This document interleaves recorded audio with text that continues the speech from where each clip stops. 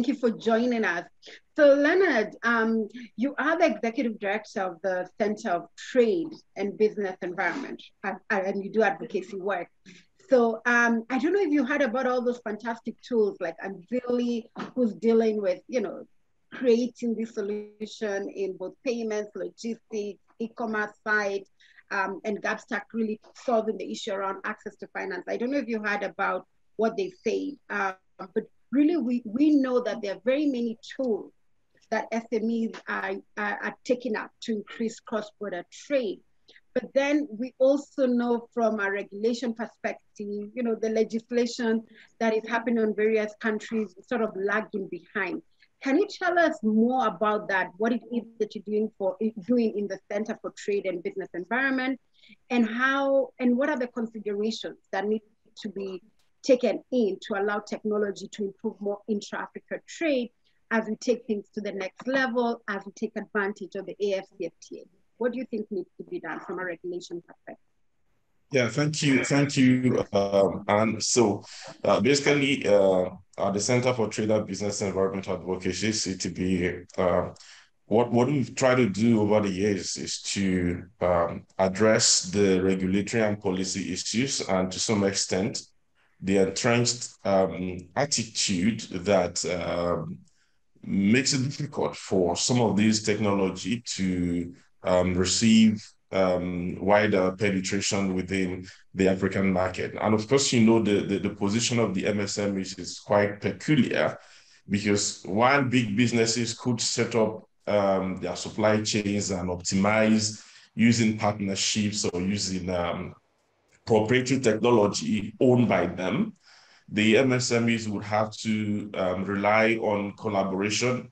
They will have to rely on policies that enable solutions that could be deployed at the smallest unit. So yes, I commend what the entrepreneurs are doing, the payment systems, the aggregation systems, and that. But if you look at it, the most African countries, maybe with the exception of few, but I'll use Nigeria as an example. I mean, I work out of Nigeria and then focus mostly in the regional West African region.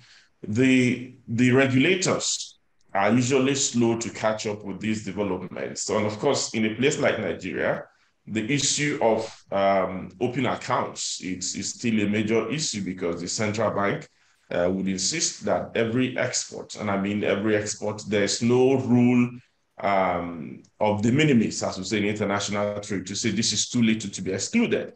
So long as it is export trade, a full container, just a few tons of an item, would have to go through the process of a letter of credit, not just, not letter of credit, I mean the export repatriation form, which we call NXP here in Nigeria. So that means you're going to fill that form, and the central bank is going to monitor whether you repatriated your export proceed from the banking channel or from any other approved forex dealer.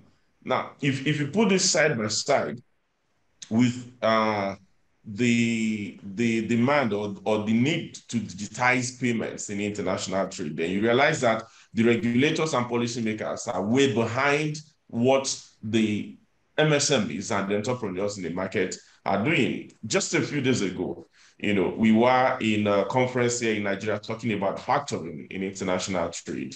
And this is something that the Afreximbank has tried to develop to promote in Africa, including in Nigeria. And we've done some work as an organization on this with the GIZ in Nigeria. And the questions persist. Why don't we have a regulatory environment? And some of the issues that came up were this. Number one, there's this issue of trust deficit.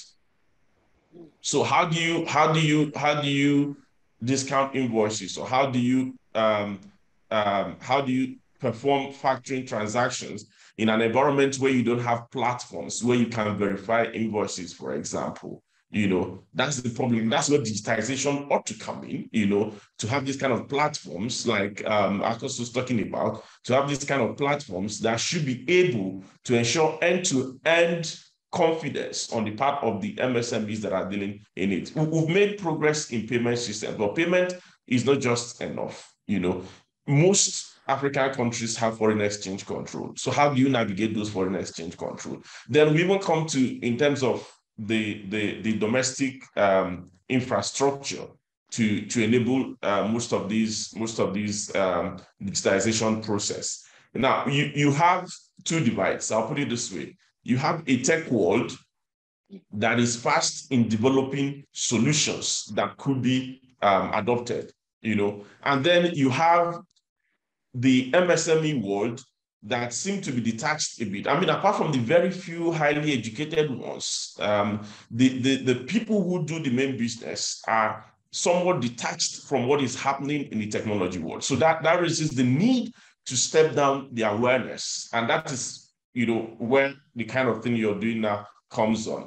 We need to know who are those in the market who offer these solutions. The trader or the shoemaker in Aba, which is an industrial hub in southeastern Nigeria that services as far as the Central African market, would need to know what the solutions are for them. So that means people need to go to them, talk to them. People like us who need to go. I know that's not our own line, to talk to them, or even to adopt this system of aggregation, and then do the trading, so to say, on their behalf. So between those who develop, those who utilize, especially the direct producers, those who make the policy, and I like what ATC said at the close of her own panel, that maybe we need to bring all these people into a room, and that's basically what we do as an organization, and tell them you need to talk to one another, and come up with solutions. And until you come up with solutions, we're not going to let you go out of this room. So undertaking this kind of reforms, what we need. Maybe I'll speak again later on what the AFCFTA could contribute, in driving this kind of reform. And that's when we begin to talk about issues like maybe your certificate of origin, or using QR tagging, to verify the origin of products and all that. Thank you. Yeah. Well, I'll say the challenge in the context of the AFCFTA now is to see how we could use the AFCFTA and the discussions going on around digital trade to consolidate on some of the achievements that have happened at the national level in terms of digitized processes, whether it is in credit reporting for access to finance, whether it's in access to data, banking data through open banking, and that's relevant for trading services under the financial services in the AFCFTA. So a whole lot of the technology and some of the regulatory reforms that have happened at the national level would then need to be consolidated across the region. So it has to be a process of sharing experiences across countries within the AFCFTA. And that's why some of these things will need to be integrated within the various protocols under the AFCFTA. But basically, we have an opportunity to learn and then to consolidate best practices across the continent. Thank you.